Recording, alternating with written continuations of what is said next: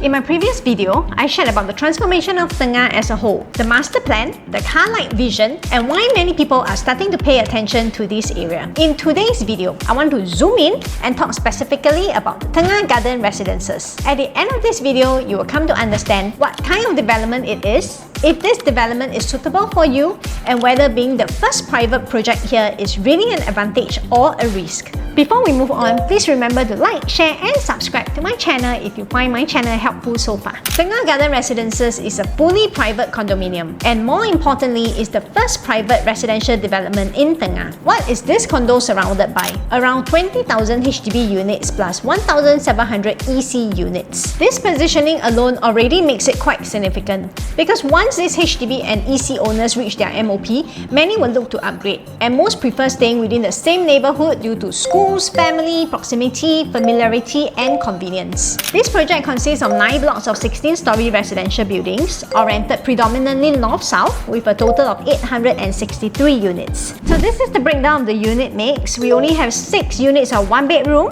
337 units of 2 bedrooms, 347 units of 3 bedrooms, and 173 units of 4 bedrooms. So the majority being 2 to 4 bedroom homes show that this development is designed primarily for families. So looking at the artist's impression, we can expect perhaps the bigger 3 bedrooms and the 4 bedrooms to have waterfront views. In fact, developers today are moving away from the heavy 1 bedroom supply.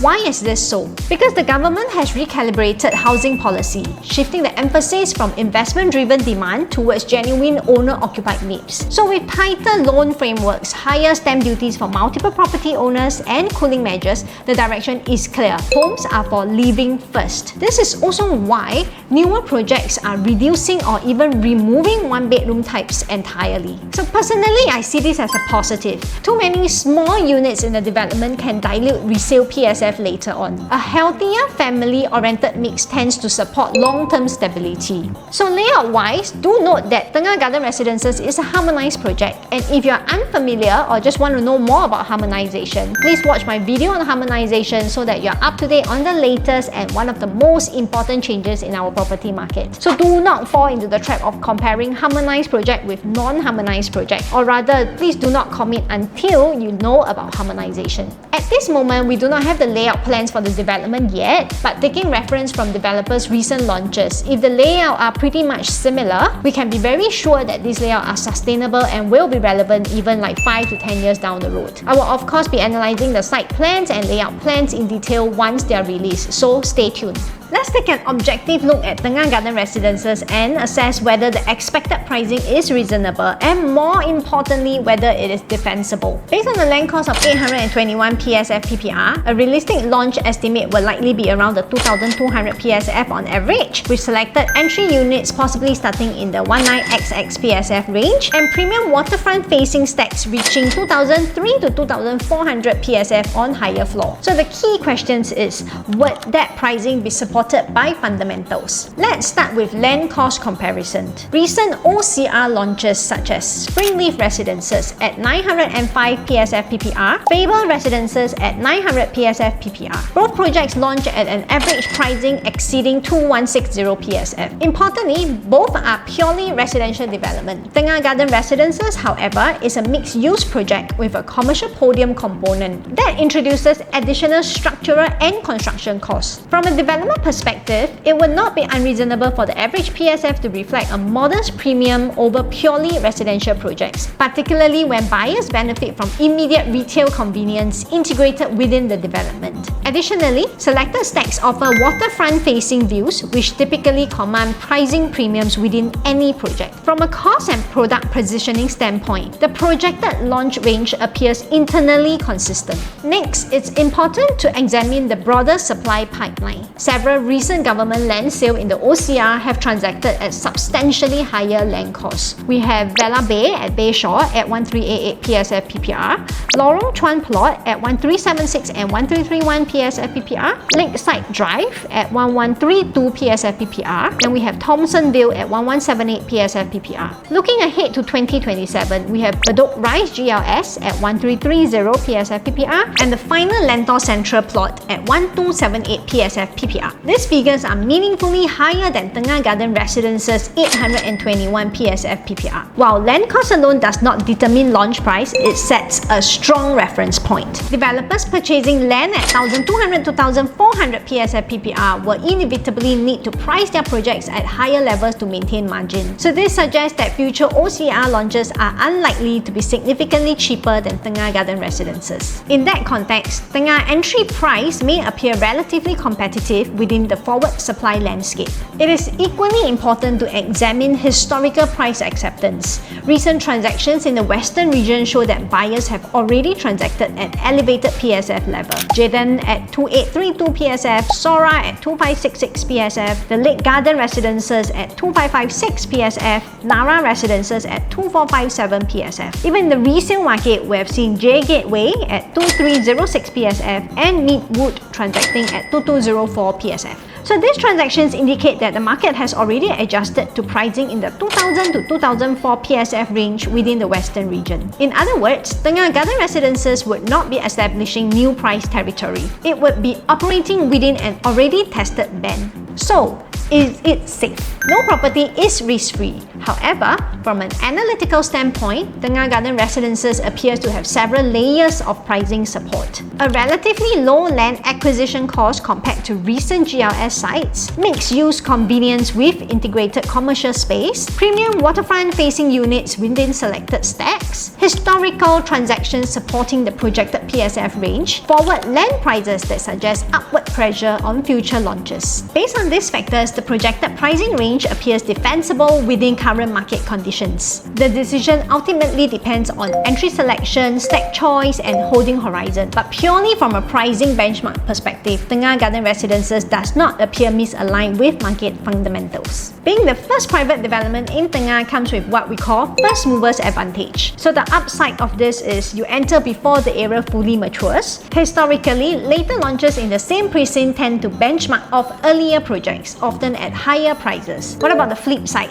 Early movers need patience. Infrastructure and commercial vibrancy takes time, so the real question isn't whether it's good or bad, it's whether it matches your timeline. So moving on to the lifestyle facilities, this is a mixed development with over 60 commercial units below and an MRT station opposite. Facilities include 2 clubhouses with gym, function rooms and library, elevated waterfront children's play area, tennis court convertible to pickleball, dedicated paddleball court, 6 landscape pavilions, sky clubs atop selected blocks overlooking Tengah Pond, 2 side gates with direct access to bus stops and Hongkar MRT, which serves the Jurong Regional Line. All of this is clearly designed with family living in mind. So when we look at Tengah Garden Residences, one of the biggest questions is this: how do I future-proof my exit? Will the future resale price of earlier EC launches in Tengah affect the exit strategy for Tengah Garden Residences? To answer this question, let's look into the existing ECs launch in this area. Since Coupang Grand is the first EC to TOP in the area, let's start off here.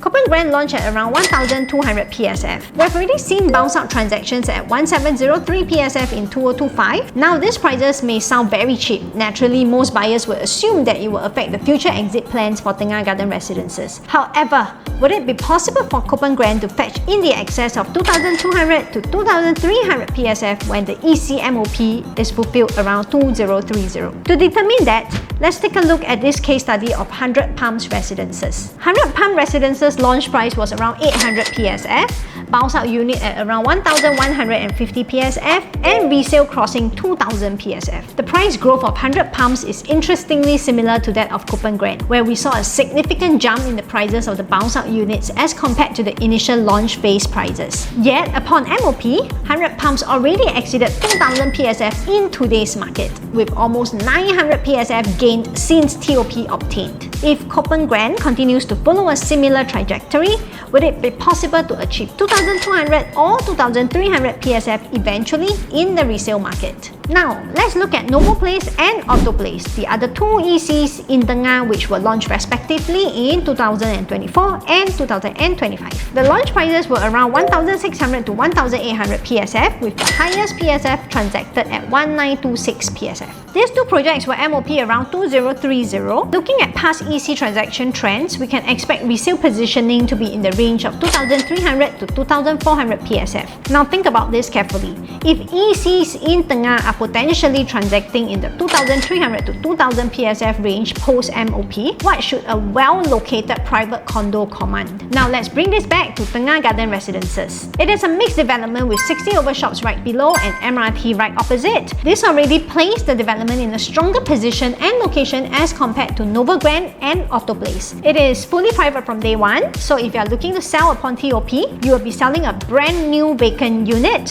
versus one that is 5-year-old and has been stayed in before. If ECs are at the 2,300 to 2,400 PSF in the early 2030s, for Tengah Garden to exit around 2,600 PSF over time, I would say structurally this is doable as this is supported by pricing layers beneath it. ECs form the base and the private condos sit above them.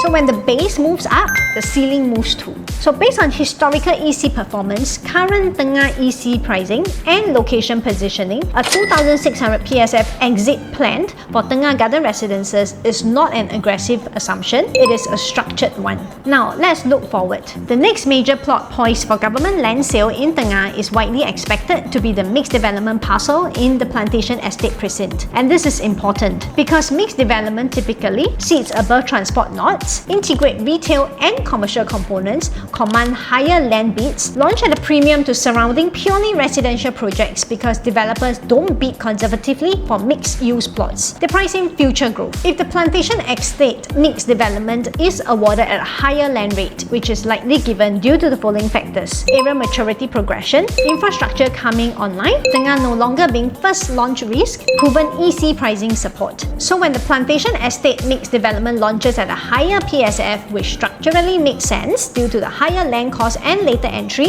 it benefits early movers in Tengah Garden Residences. So who should and shouldn't consider this? This project may suit buyers with 5 to 10 years horizon, upgraders who understand area growth cycles, investors comfortable with early stage precinct maturation. It may not suit buyers seeking immediate mature town convenience, those needing very short holding periods, those looking specifically for large luxury formats. Tengah Garden Residences isn't for everyone, and that's actually a good thing. But for buyers who understand timing, pricing structure, and land progression, this could be a very strategic entry point. If you're unsure whether this fits your timeline or financial planning, feel free to reach out. So I'm happy to walk you through your numbers and see if this makes sense for you. So this is the end of the first part of my analysis for Tengah Garden Residences, and more will be coming once we have the site plan and the floor plans ready.